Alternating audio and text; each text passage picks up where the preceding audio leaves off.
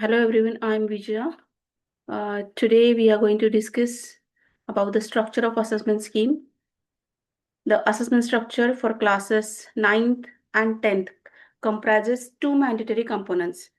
Number one, board external examination for class 10th conducted by Cbse, 80 marks for subjects or marks mentioned in the syllabus or the subjects, and annual examination conducted by the school for the class 9th, 80 marks for the subjects or marks mentioned in the syllabus or the subject.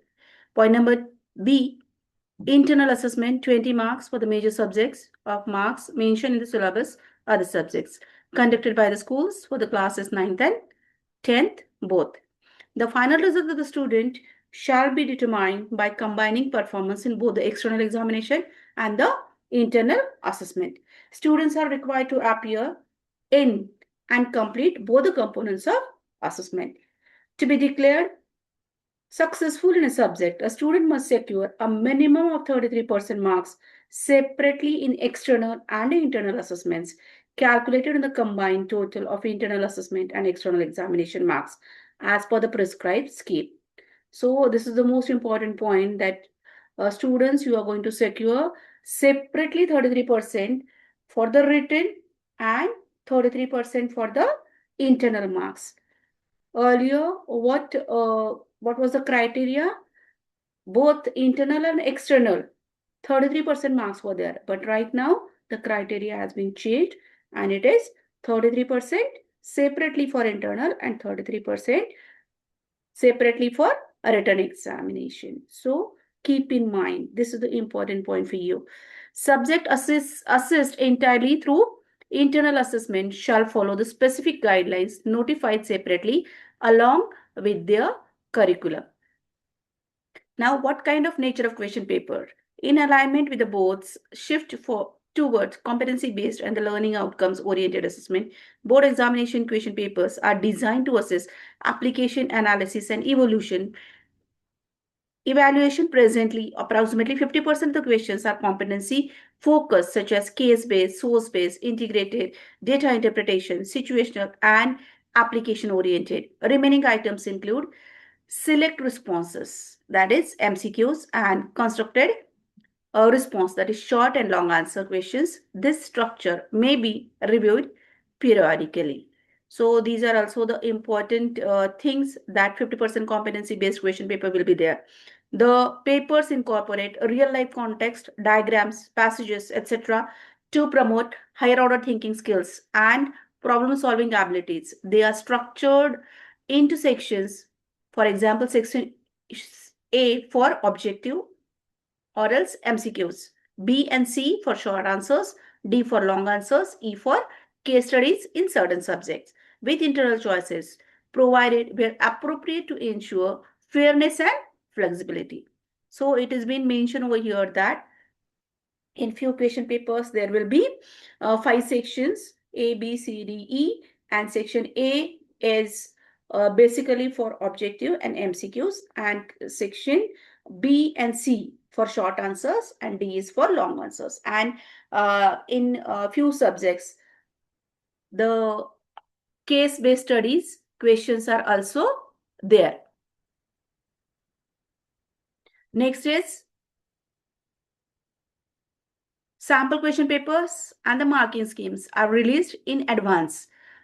On now, you are going to get sample papers and marking schemes as they were giving during the previous years, and that those question papers and marking scheme you will get on the website cbseacademic.nic.in to support transparency and the effective preparation.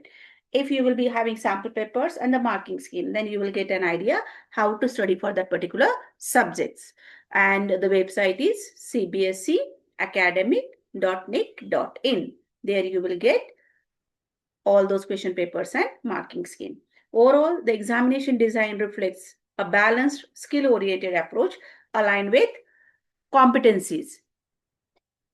Board examination for class 10th and annual examination for class 9th.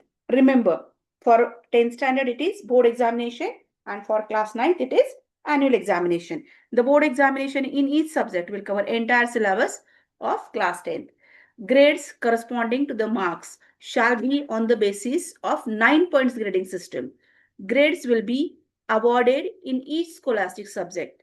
For awarding the grades, the board will put all the past students in a rank order and will award the grades as follows. Here the grading system is given for the external board. Now A1 is for top 1/8 of the past candidates, A2 next 1/8 of the past candidates, B1 next 1/8 of the past candidates, B2 next 1/8 of the past candidate, C1 next 1/8 of the past candidate, C2 next 1/8 of the past candidate, D1 1/8 for the of the past candidates, D2 1/8 of the past candidates, and E is essential repeat. This has been given grade and octile. Note is given over here.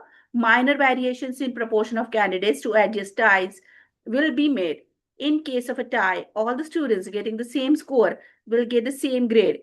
If the number of the students at a score point need to be divided into two segments, the smaller segment will go with the larger.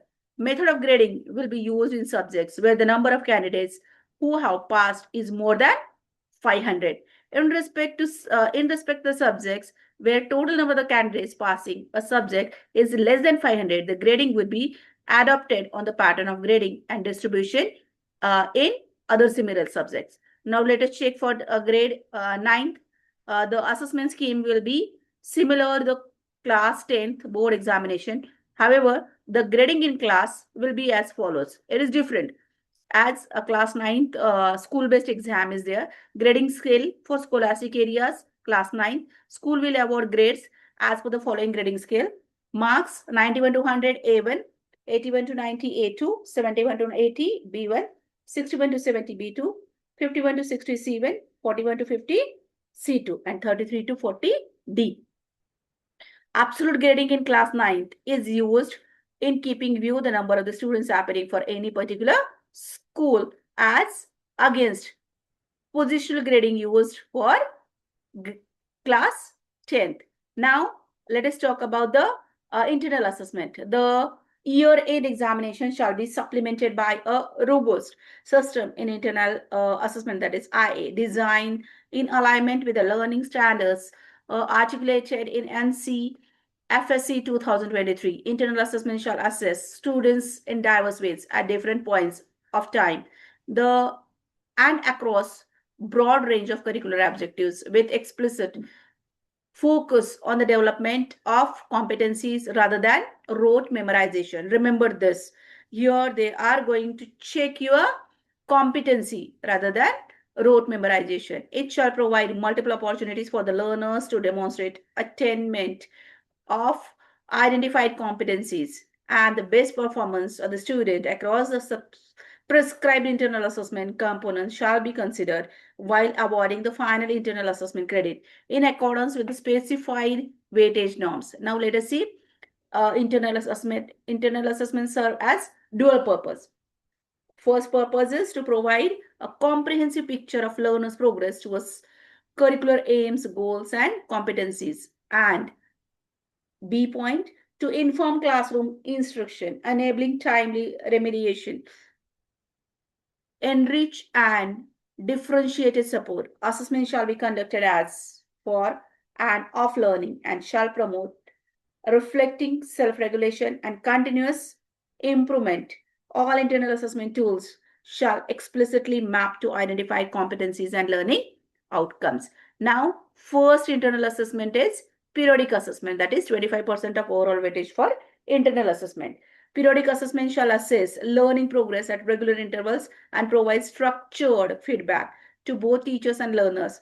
3 periodic assessments shall be conducted in each subject during the academic year, of which the average of the best 2 shall be considered for final submission. However, unlike traditional examination pattern, at least 1 periodic assessment shall be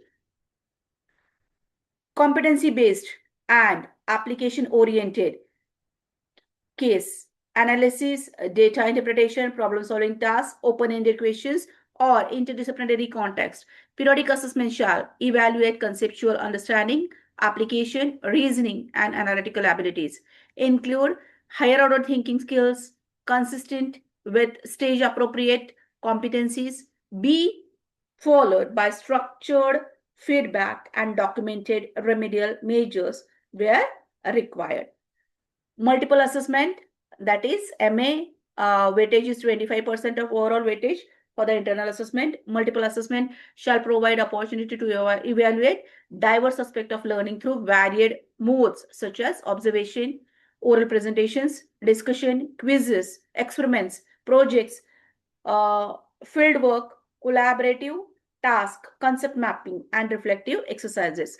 Teachers shall ensure that assessment tasks are mapped to clearly defined competencies. Simple, transparent rubrics are developed and shared with the students in advance. Students are provided opportunities for self and the peer assessment to strengthen metacognitive capacities. Recording procedures remain manageable and meaningful. Multiple assessments shall promote inclusive practices by allowing varied modes of expression in accordance with the universal design for learning, that is UDL principles. Next, third point of our internal assessment is portfolio. Weightage is 25%. The portfolio shall form an integral component of internal assessment and align with the philosophy of holistic progress card, that is HPC, envisioned in NCFSE 2023. A portfolio shall be a curated collection of student work demonstrating progress towards identified competencies over time. It may include written work, projects, reflections, art integrated tasks, experimental records, presentations, and evidence of interdisciplinary learning. The portfolio shall encourage students' reflection on strengths, areas for improvement, and strategies for growth. Documents of both the process and the products of learning. Certain of limited number of thoughtfully selected artifacts to avoid undue burden. Be assessed using clearly defined rubrics shared in advance. The emphasis shall be on quality of engagement and growth rather than volume of compilation. Now, next point is assessing portfolios. Students' portfolios can be effectively evaluated using a simple scoring rubric. The criteria to be used in determination the quality of particular student's portfolio needs to be carefully developed and shared with the students. The key elements are the particular criteria need to be specified as well. Suggested below are some elements to judge student's portfolio. How you are going to judge the portfolio. Elements to judge students' portfolio. First is organization, neatness, creativity, and visual appeal. Completion of a guided work focused on specific curricular objectives, evidences of students' growth, inclusion of all relevant work. That is completeness. Subject enrichment activities also carries 25% of overall weightage for internal assessment. Subject enrichment activities shall aim to deepen conceptual understanding and strengthen discipline-specific skills through inquiry, exploration, and application. In languages, activities shall focus on listening, speaking, argumentation, analytical writing, and communicative competence. In science and mathematics, activities shall promote investigation, hypothesis, formulation, experimentation, modeling, and data analysis. In social science, enrichment shall include civic inquiry, case studies, ethical reasoning, and project-based exploration of socio-economic and environmental issues. Such activities shall move beyond confirmatory tasks and promote inquiry-driven and experiential learning consistent with NCFSE principle.